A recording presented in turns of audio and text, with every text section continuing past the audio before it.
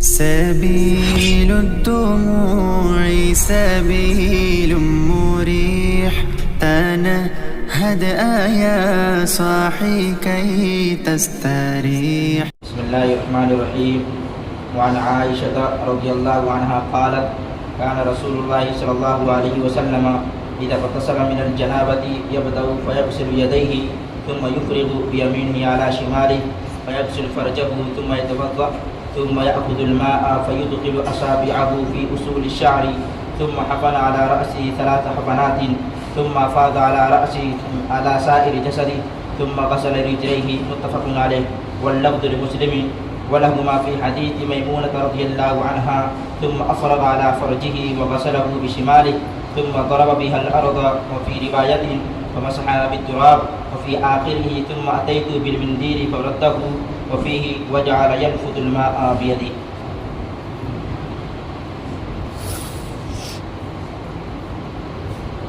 بسم الله الرحمن الرحيم. الحمد لله رب العالمين والصلاة والسلام على سيد الأنبياء والمرسلين وعلى آله وصحبه أجمعين وبعد.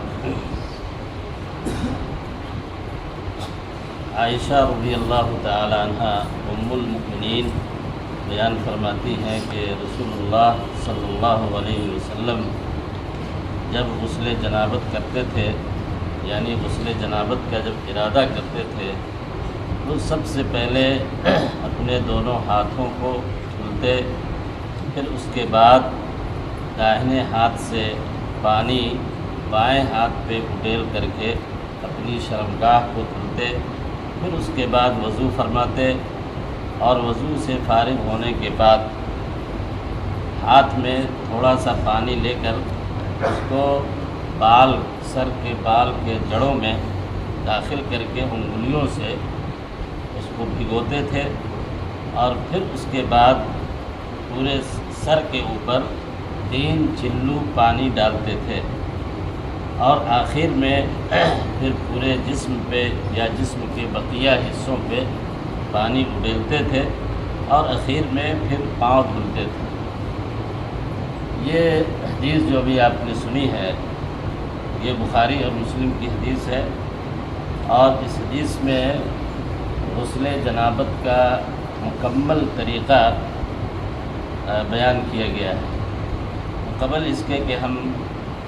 غسل جنابت میں کیے جانے والے 7 کام ہیں، 7 ایسے فعل ہیں، کام ہیں جو غسل جنابت کے لیے ضروری ہیں، تو ان کے بارے میں مختصر گفتگو کرنے سے پہلے آپ کو یہ بتاتا چلوں کہ اس حدیث میں 3 الفاظ ایسے آئے ہیں جن کے معنی آپ جان لیں۔ سب سے پہلا لفظ ہے اس میں کہ ثم حفن علی راسہ 3 حفنات، یعنی اللہ کے نبی صلی اللہ علیہ وسلم نے 3 بار پانی لے کر کے اپنے سر پہ ڈالا۔ حفنہ یہ عربی کا جو لفظ ہے اس کے معنی آتے ہیں اخذ الماء بالکف، ہے نا، ایک ہتھیلی میں، ایک روایت میں بالکف کا لفظ ہے اور ایک روایت میں بالکفین، یعنی دونوں ہتھیلیوں سے، تو دونوں ہتھیلیوں سے پانی لیا جائے تو اس کو عربی میں کہتے ہیں حفنہ، اور 3 حفنات کا مطلب ہوا کہ 3 چلو پانی سر پہ ڈالنا ہے۔ دوسرا لفظ اس حدیث میں وارد ہوا ہے ثم افاض علی سائر جسدہ۔ افاضہ یفیضو کے معنی آتے ہیں بہانے کے، اس کو عربی میں ہم کہیں گے کہ پورے جسم پہ بہایا، اور سائر جسدہ کے اندر جو لفظ آیا ہے عام طور پہ اس کا ترجمہ اردو زبان میں یہ کیا جاتا ہے کہ مکمل جسم یا پورا جسم، لیکن حقیقت یہ ہے کہ یہ لفظ جو ہے نا جمیع کے معنی میں نہیں آتا ہے، بلکہ یہ لفظ بقیہ کے معنی میں آتا ہے۔ علی سائر جسدہ کا مطلب ہوگا یعنی بقیت جسدہ، وضو کرنے کے بعد جو اعضاء خشک رہ گئے ہیں ان باقی حصوں پہ پانی ڈالنے کا حکم اس حدیث میں دیا گیا ہے۔ اور اس طرح سے اس حدیث کے اندر یہ 3 الفاظ ایسے وارد ہوئے ہیں۔ ایک لفظ اور آیا ہے حدیث کے آخری حصے میں، اور وہ لفظ ہے مندیل کا، اور مندیل آپ کو معلوم ہے، ہم سب جانتے ہیں کہ یہ رومال کے معنی میں بھی آتا ہے اور تولیے کے معنی میں بھی آتا ہے، جس کو غسل کرنے کے بعد یا وضو کرنے کے بعد ہم لوگ استعمال کرتے ہیں۔ لیکن اس حدیث میں جیسا میں نے آپ کے سامنے عرض کیا کہ اللہ کے نبی صلی اللہ علیہ وسلم کے طریقے غسل جنابت کو بیان کیا گیا ہے۔ اسلام ایک ایسا مذہب ہے جس کی یہ خصوصیت ہے، دنیا کے کسی اور مذہب میں آپ یہ چیز محسوس نہیں کریں گے یا نہیں دیکھیں گے کہ یہاں پہ ناپاکی سے پاکی حاصل کرنے کے لیے الگ الگ طریقے بیان کیے گئے ہیں۔ مثلا اگر آپ کو وضو کرنا ہے تو اس میں کن اعضاء کو دھونا ہے اور دھونے میں اس کی ترتیب کیا ہوگی، پانی کتنے بار استعمال کرنا ہے۔ اسی طریقے سے غسل جنابت ہے، اس کا بھی طریقہ اللہ کے نبی صلی اللہ علیہ وسلم نے تفصیل کے ساتھ بیان کیا ہے۔ اس کے مقابل میں آپ دوسرے کسی بھی مذہب پہ دیکھیں یا پڑھیں یا اس کے جو ماننے والے ہیں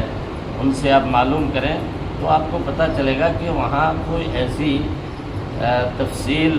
یا طہارت حاصل کرنے کا کوئی ایسا باضابطہ طریقہ بیان نہیں کیا گیا ہے۔ تو اس کی وجہ یہ ہے کہ اسلام کے اندر ظاہری باطنی طہارت کے ساتھ ساتھ ظاہری طہارت پہ کافی توجہ دی گئی ہے، اور اسلام چونکہ ایک فطری دین ہے، فطری مذہب ہے، تو اس جنابت کے اندر کس طرح سے طہارت حاصل کریں گے کہ انسان جسمانی طور پہ اور روحانی طور پہ پاکی حاصل کرے گا، اس کی پوری رعایت اسلام کے اندر کی گئی ہے۔ اب آپ دیکھیں کہ غسل جنابت میں 7 اعمال ہیں، 7 کام ہیں جنہیں ہمیں کرنا چاہیے، اور یہ سنت ہے۔ ہم میں سے بہت سارے لوگ ہیں جو جنابت کے بعد جب غسل خانے میں جاتے ہیں یا پائپ پہ غسل کرنے کے لیے تو ایسے ہی بغیر سوچے سمجھے یا جو نبوی طریقہ ہے غسل کا اس کی رعایت کیے بغیر غسل کر لیتے ہیں۔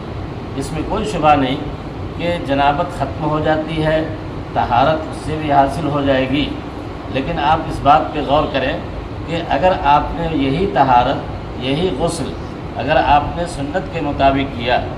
تو ایک تو آپ کی طہارت اس سے مکمل ہوگی، اور دوسرا فائدہ یہ ہوگا کہ یہ عبادت ہوگی، یہ مستقل ایک عبادت ہوگی اور اس کا ثواب الگ سے آپ کو ملے گا، اور ساتھ ہی نبی کریم صلی اللہ علیہ وسلم کی سنت پہ عمل کرنے کا جو فائدہ ہے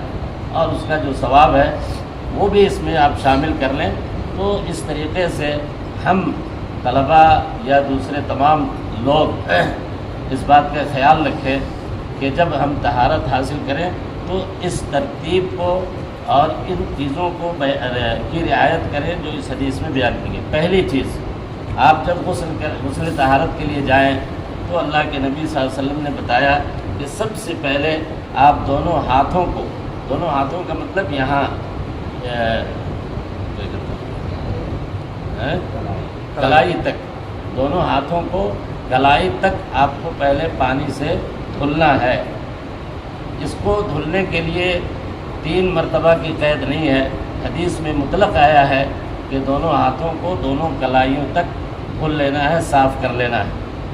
اور اس کی وجہ یہ ہے، اس کے اندر جو حکمت ہے وہ یہ ہے کہ انسان عام طور پہ جو نجاست انسان کے جسم میں لگتی ہے تو اس کی ابتدا عام طور پہ ہاتھ سے ہوتی ہے، یا جسم کے دوسرے حصے میں بھی اگر ہو تو انسان ہاتھ سے ہی اس کو چھوتا ہے یا اس کو پکڑتا ہے یا اس کو صاف کرنے کی کوشش کرتا ہے۔ ایک دوسرے یہ کہ حدیث میں کہا گیا کہ سونے کے بعد جب آدمی بیدار ہو تو سب سے پہلے اپنے ہاتھوں کو دھلے، اس لیے کہ وہ یہ نہیں جانتا کہ سونے کی حالت میں اس کے ہاتھ کہاں کہاں کس جگہ کس گندگی سے گزرے ہیں۔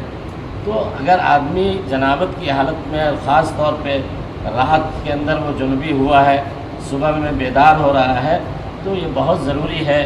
کہ ہم غسل کرنے سے پہلے اپنے دونوں ہاتھوں کو کلائی تک ایک بار کم از کم دھل لیں۔ یہ پہلا کام ہے جو آپ کو کرنا چاہیے۔ اس کے بعد اللہ کے نبی صلی اللہ علیہ وسلم بیان کرتے ہیں یا آپ نے جو عمل دکھایا ہے امت کے سامنے وہ یہ کہ آپ لوٹے میں یا جگ میں یا کسی بھی برتن میں پانی نکالیں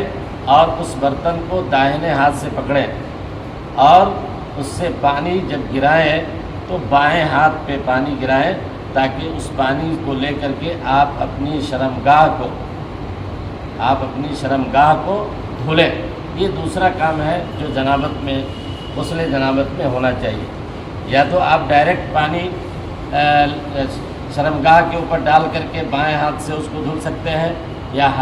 بائیں ہاتھ میں پانی لے کر کے اس کو دھلیں۔ یہ دوسرا عمل ہے جو نبی کریم صلی اللہ علیہ وسلم نے بیان فرمایا۔ اس کے بعد تیسرا جو عمل ہے غسل جنابت میں وہ ہے وضو کا۔ وضو کا مطلب یہ ہے کہ ایسے ہی مکمل وضو جیسے کہ آدمی نماز کے لیے وضو کرتا ہے، اس لیے کہ حضرت میمونہ رضی اللہ تعالیٰ عنہ کی جو حدیث ہے اسی باب میں جس کو دوسرے امام مسلم وغیرہ نے نقل کیا ہے، اس میں یہ اضافہ ہے کہ ثم یتوضأ وضوءہ للصلاۃ، کہ آپ صلی اللہ علیہ وسلم پھر اس کے بعد نماز کی طرح وضو کرتے تھے۔ اور ظاہر ہے کہ نماز کے لیے جو وضو کی جاتی ہے وہ آپ کو معلوم ہے کہ اس میں ترتیب کے ساتھ پہلے کیا کرنا ہے اور اخیر میں کیا کرنا ہے۔ ہاں البتہ اس وضو میں جو جنابت کی حالت میں کی جائے گی اس میں ایک چیز کی رعایت کی گئی ہے کہ آپ دونوں پاؤں کو وضو کرتے ہوئے شروع میں نہیں دھلیں گے بلکہ اس کو مؤخر کریں گے اور اخیر میں غسل سے فارغ ہونے کے بعد پاؤں کو دھلیں گے۔ اس طریقے سے آپ کا وضو مکمل ہو جائے گا۔ تو یہ تیسرا کام تھا غسل جنابت کے لیے۔ چوتھا کام یہ ہے کہ اللہ کے نبی صلی اللہ علیہ وسلم نے بتایا کہ اس کے بعد ہمیں پانی تھوڑا سا اپنے ہاتھ میں لے کر کے اور اس پانی کو سر پہ ڈال کر کے بالوں کے جڑوں میں انگلیوں کے ذریعے انگلی ڈال کر کے بالوں کی جڑوں کو بھگانا ہے۔ دیکھیے یہ آپ کہہ سکتے ہیں تھوڑی دیر کے لیے کہ یہ عمل اس زمانے میں ضروری تھا جب پانی کی بڑی قلت تھی، آج تو پانی کی کثرت ہے۔ یہ بات صحیح ہے، مقصد اس کا یہ ہے کہ بال کے جڑوں کا حصہ خشک نہ رہنے پائے، لیکن اس کے ساتھ ساتھ ہمیں یہ بھی دیکھنا ہے کہ پانی کی کثرت کے باوجود یہ ممکن ہے کہ ہم پانی جب ڈالتے ہیں کثرت کے ساتھ سر پہ تو اس سے پورا سر بھیگ جاتا ہے، طہارت حاصل ہو جاتی ہے، لیکن میں نے جیسا کہ عرض کیا کہ نبی کریم صلی اللہ علیہ وسلم کی جو سنت ہے، آپ کا جو طریقہ ہے، اس طریقے کو ہر حال میں انسان کو اپنے عمل میں لانا چاہیے، اور اس کے لیے ضروری ہے کہ آپ یہ عمل کریں کہ سر پہ تھوڑا سا پانی ڈالیں اور بالوں کے جڑوں میں انگلیوں سے اس کو بھگائیں۔ یہ چوتھا عمل تھا۔ پانچواں کام یہ بتایا گیا کہ اس کے بعد 3 بار 3 ہاتھوں سے، دونوں ہاتھوں سے، یا اب جو ہے نا مثال کے طور پہ جگ ہے آپ کے پاس، گلاس ہے، لوٹا ہے، جس چیز سے بھی آپ غسل کرتے ہیں تو اس سے پانی نکال کے سر پہ ڈالیں اور یہ کام 3 بار کریں تاکہ وہ پانی پورے جسم کے اوپر بہہ جائے۔ اور اخیر میں آپ نے بتایا کہ پھر جو حصہ جسم کا بچ گیا ہے اسی پہ پانی ڈال کر کے آپ کا غسل، آپ کی طہارت مکمل ہو جاتی ہے نا۔ ویسے آپ پانی ڈالیں گے تو ظاہر ہے کہ ان حصوں پہ بھی پانی پہنچے گا جن کو آپ نے وضو میں بھگایا ہے، لیکن یہ کوئی ضروری نہیں ہے۔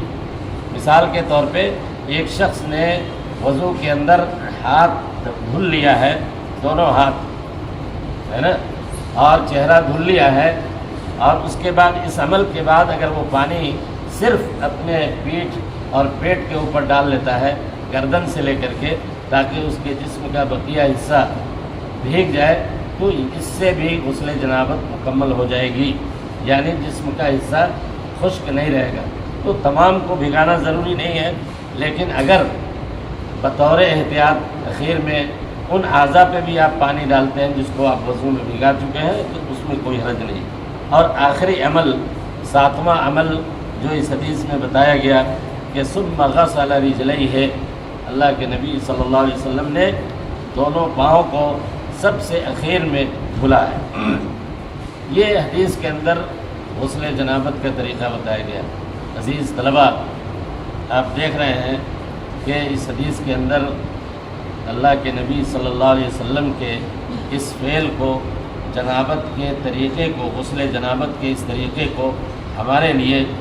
کس نے بیان کیا ہے، ہم تک یہ بات کیسے پہنچی ہے، تو یہ حضرت عائشہ ام المومنین رضی اللہ تعالی عنہا ہے، اور دوسری جو یہ ہے آپ کی بیوی ہیں حضرت میمونہ، ان دونوں نے غسل جنابت کے طریقے کو امت تک پہنچایا ہے۔ اس سے یہ بات سمجھ میں آتی ہے کہ نبی کریم صلی اللہ علیہ وسلم نے کئی بیویوں سے شادیاں کی۔ تعدد ازدواج یا ازواج جو ہے آپ کے ساتھ خاص طور پہ، اس میں ایک مصلحت یہ بھی تھی کہ اللہ کے نبی صلی اللہ علیہ وسلم چونکہ پوری امت کے لیے اسوہ ہیں، تو گھر میں کیے گئے وہ تمام کام جس پہ صحابہ جس سے واقف نہیں ہو سکتے تھے، ان کاموں کو یہ ازواج مطہرات امت کے لیے بیان کریں گی۔ اور ظاہر ہے کہ اگر ایک چیز کو بیان کرتی ہے اور دوسری اس کی تفصیل بیان کرتی ہے، تو ان تمام کو ملانے کے بعد جو عمل مکمل ہوتا ہے وہ پورا عمل مانا جائے گا۔ جیسا کہ غسل جنابت میں حضرت عائشہ نے تفصیلات بیان کی ہیں، لیکن حضرت میمونہ نے اس میں بعض چیزوں کا اضافہ کیا ہے۔ جیسے میں نے بتایا کہ وضو سے متعلق انہوں نے کہا کہ یہ وضو نماز کی وضو تھی۔ اسی طریقے سے حضرت میمونہ کی روایت میں ایک چیز اور ہے کہ شرمگاہ کو دھلنے کے بعد آدمی کو چاہیے کہ ہاتھ کو مٹی سے یا صابن سے صاف کر لے، تب اس کے بعد آگے کا عمل جاری رکھے۔ اور ایک اور آخری بات جو اس حدیث میں کہی گئی وہ یہ کہ نبی کریم صلی اللہ علیہ وسلم کو غسل سے فراغت کے بعد ایک تولیہ پیش کیا گیا، رومال دیا گیا، تاکہ آپ اس سے اپنے بدن کو سکھا لیں یا پانی صاف کر لیں۔ تو اس حدیث میں کہا گیا کہ فردہ، اللہ کے نبی نے اس کو قبول نہیں کیا، اس کو واپس کر دیا، اور اس کے بجائے آپ نے یہ کیا کہ وجعل ينفض الماء بيده، جسم پہ جو پانی کے قطرے تھے اعضائے وضو پہ، اس کو ہاتھ سے صاف کر کے، ہاتھ سے جھاڑ کر کے گرا دیا، لیکن آپ نے تولیے کا یا رومال کا استعمال نہیں کیا۔ اس سے بعض علماء نے یہ استدلال کیا ہے کہ طہارت حاصل کرنے کے بعد، خاص طور سے وضو کے بعد جو پانی اعضائے وضو کے اوپر باقی رہ جاتے ہیں، اس کے لیے بہتر اور مستحب طریقہ یہ ہے کہ اس کو کپڑے سے نہ پوچھا جائے، بلکہ پانی کے قطرے کو جھاڑ دیا جائے اور گرا دیا جائے، اس لیے کہ یہ وضو جو ہے نا، آپ کو معلوم ہے کہ عبادت کا ایک حصہ ہے، اور نماز جیسی عبادت کے لیے وضو کی جاتی ہے۔ تو عبادت کے اندر جو چیزیں نبی کریم صلی اللہ علیہ وسلم سے منقول ہیں، اس پہ ہمیں عمل کرنا چاہیے۔ اور وضو یہ اس کا جو پانی ہے جس کے ذریعے ہم طہارت حاصل کرتے ہیں، وہ پانی اگر ہمارے جسم پہ باقی رہ جاتا ہے اور خشک ہو جاتا ہے، وہ زیادہ ہمارے لیے مفید ہے، طبی اعتبار سے بھی اور شرعی نقطۂ نظر کے اعتبار سے بھی، بجائے اس کے کہ ہم اس کو تولیہ سے یا رومال سے یا اور کسی کپڑے سے خشک کر لیں۔ تو جن علماء نے یہ نظریہ پیش کیا ہے یا یہ نقطہ نظر پیش کیا ہے، انہوں نے بہرحال اس کو استحباب پہ محمول کیا ہے، یہ واجب اور فرض یا ضروری اس کو قرار نہیں دیا گیا ہے۔ وصلی اللہ تعالی علی نبینا محمد وعلی آلہ وصحبہ وسلم۔